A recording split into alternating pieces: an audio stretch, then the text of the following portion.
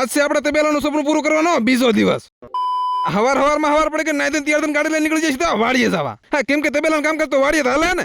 તબેલાનું કામકાજમાં કાલે આપણે થાંભલી ખોડી દીધી ને આજ આપણે કામ વધારવાનું હોય આગળ.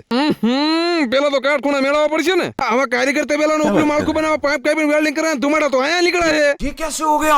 ઘણા મિત્રોની કોમેન્ટ આવી હતી કે તમે તબેલો બનાવો એમાં ખર્ચો કેટલો થયો છે.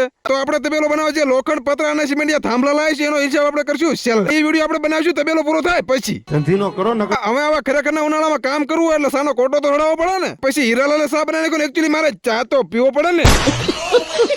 ચા પીવાનો પ્રોગ્રામ તો ડન થઈ ગયો પણ હજી કેપે થાય છે નહીં હો. બુદ્ધાલાલ આવો બીડી ચાલે તું હવે તબેલાનું ઉપરનું માળખું બનાવવાનું કામકાજ ચાલુ એટલે એક બાજુ બાબુ પાઇપ પકડીને ઉભા અને બીજી બાજુ કારીગર થાંભલી માથે પાઇપ મૂકીને મારે વેલ્ડિંગ નહીં સિલાઈ.